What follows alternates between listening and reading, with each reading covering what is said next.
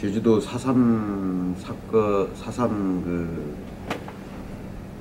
사건이라고 해서 그때 저희 아버지 연세가 18살 때 4.3 사건이 발발해가지고 하여튼 죽을 고비를 한 10번 수십 차례 넘겼다고 합니다. 그 당시에 뭐 폭도라고 해서 하여튼 맨날 경찰서에 불려다니고 이러니까 혹시나 언제 또 죽을지 모르니까 아마 진압은 다 됐는데 아마 군대를 아마 갔던 모양입니다. 그 자원 입대. 그게 언제냐 그러면 그 1950년 6월 25일 날 우리나라 6.25 사변, 그러니까 한국전쟁이 발발했지 않습니까? 그래서 아버지는 8월 31일 날인가 해병 8월 30날인가 그 해에 50년 6월 25일 한국전쟁이 일어나자 8월 30날인가 자원 입대를 했습니다. 그러니까 전쟁 중에 목숨을 걸고 입대를 한 거죠. 그래서 8월 말 해병대 4기로 지원 입대해서 4기는 이제 3사기가 제주도 출신들이 해병대에 많이 자원 입대를 했는데 메가더 장군이랑 인천 상륙작전을 했던 분입니다. 인천 상륙작전뿐 아니라 서울 수복 수많은 고지 전투 등에 참전하여 그功을 인정받아서 1952년 언제냐 그러면 12월 20일 날 충무무공훈장을 받았습니다. 충무무공훈장이 5단계가 있는데 아마 그 중간 단계 일병의 계급을 달고 1950년 12월 22일 날 무공훈자 중 3등급에 해당하는 충무무공훈장을 수여받았습니다. 그러고 난 다음에 1950년 8월 말에 입대를 하고 1956년 한 6년간 하사로 마지막 계급인 하사로 전역을 했습니다. 따라서 작년 10월경에 우연히 우리 여동생이 국방부라든가 행정안전부, 국가보훈처에 전화를 하다 보니까 국가유공자라고 하는 것을 우연히 알게 되어서 등록을 했고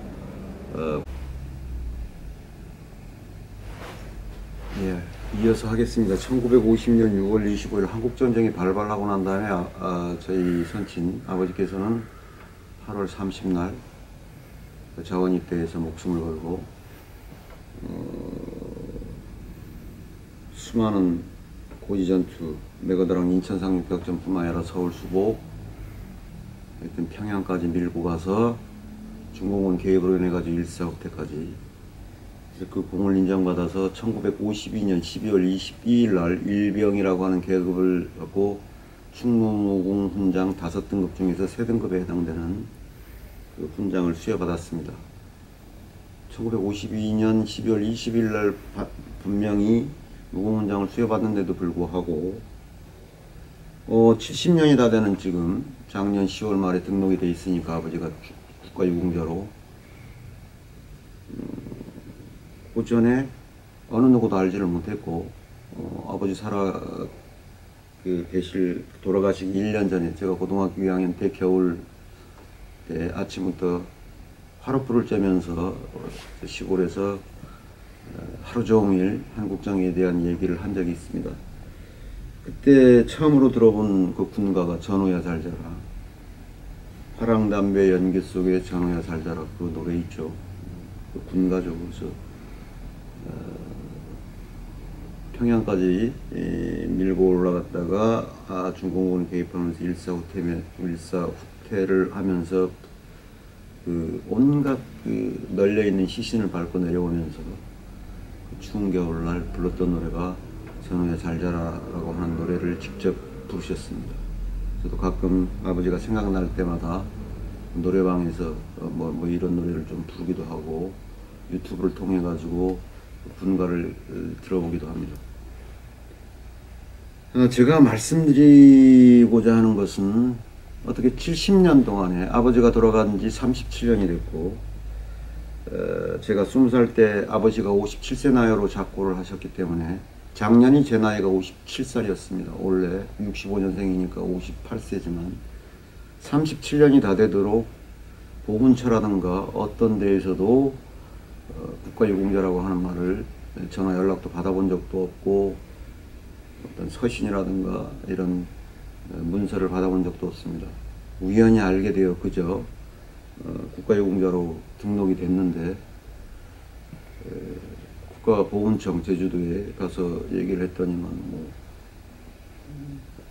아무런 답도 못하고 왜 이렇게 70년이 다 되도록 국가유공자로 등록이 안 됐냐. 등록이 안 됐기 때문에 아무런 혜택도 받아볼 수가 없었죠. 자녀라든가 배우자라든가 아버지 돌아가기 전까지도. 그래서 보니까 어떤 혜택을 받을 수 없게끔 행정 편인지 모르겠습니다만 소급 불가라고 했더만요. 소급 불가라고. 혜택을 과거에 받지 못한 혜택을 어떤 소송을 제기한다는 국가를 상대로 소송을 해봐야 그런 혜택을 받을 수가 없다. 뭐 이런 게 나와서 아주 기가 막혔습니다. 어쨌든 그렇고 뭐 국가유공자들 많지 않습니까? 한국전쟁의 국가유공자도 있고 월남 참전, 뭐 5.18 민주화운동, 뭐 이런 여러 가지 4.3, 제주도의 4.3 이런 분들이 많은데 아마 나머지 어떤 국가유공자들은 소고까지 다 해주고 어떤 거기에 국가유공자들은 명단도 발표 못하면서 진짜 그야말로 목숨을 걸고 이 나라를 지켰던 그 분들한테는 소급 불가라고 행정편의상 박아놓고 아무런 혜택도 줄 수 없다라고 하는 이거야말로 저는 불공평하다고 생각을 합니다. 그래서 국가 소송까지 내보려고 그랬는데 지금 고려 생각입니다. 그래서 하여튼 행안부 장관 명의로 국가유공자라고 해가지고 저희 집으로 아버지 훈장하고 보내왔던데 그 다음에 마지막에 최종적으로 등록이 되고 난 다음에 현 대통령이신 문재인 대통령 명의로 국가유공자라고 하는 것을 받았습니다. 이 부분에 대해서는 대통령이나 행안부 장관이나 보훈처 장관께서는 어떻게 보훈처 장이죠? 그분들께서는 어떻게 생각을 하시는지, 만약에 당신의 가족 중에 아버지나 이런 분이 저희 상황에 이런 상황이었다면 어떻게 생각을 하시는지 한번 묻고 싶고요. 그 다음에 2월 8일 날 올해 2022년 2월 8일 날 아버지가 가족묘지에 지금 묻혀 계신데 이렇게 봉문으로 파묘를 해가지고 제주도에 1월 달에 충운묘지가 개장이 됐는데 거기에 화장을 하고 아버지 파묘하고 화장하고 충운묘지에 안장을 시켜드릴 생각입니다. 그때 동영상 유튜브 촬영을 하고 또다시 한번 올릴 생각입니다. 아마 3월 9일이면 대통령이 바뀔 텐데 그분들에게 한번 이런 사연을 보고 이런 사연을 말씀드리고 싶고 그거에 대해서 어떤 대책을 세우실지 한번 묻고자 합니다.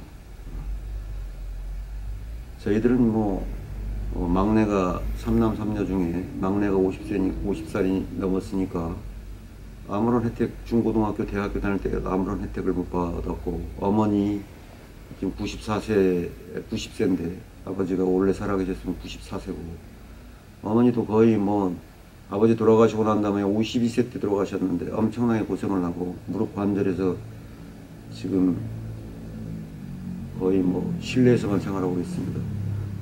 이 아버지 국가유공자로 등록되어 가지고 단 혜택이 한 10월 달부터 등록이 됐으니까 11월, 12월, 1월까지 한 3개월 정도 수당이 8만 원인가 6만 원 밖에 나오는 게 그게 전부입니다. 국가보훈처에 가서 어떤 혜택을 받을 수 있는가 봤더니만 그것도 만만치가 않더라고요. 어떤 엄청난 제약들이 많아요. 네. 그래서 이후에 자세한 내용은 또다시 유튜브로 국가유공자 제목, 저희 아버지가 국가유공자라고 이런 부당한 거에 대해서 세세하게 다시 지적을 하고자 합니다. 오늘은 여기까지 하겠습니다. 그 아버지 동영상을 촬영해서 중묘지에 안장하는, 어머니가 돌아가시고 난 다음에 또 합장을 해야죠. 예. 그런 생생한 내용을 유튜브로 소개해 드리고자 합니다. 오늘은 여기까지 하겠습니다. 감사합니다.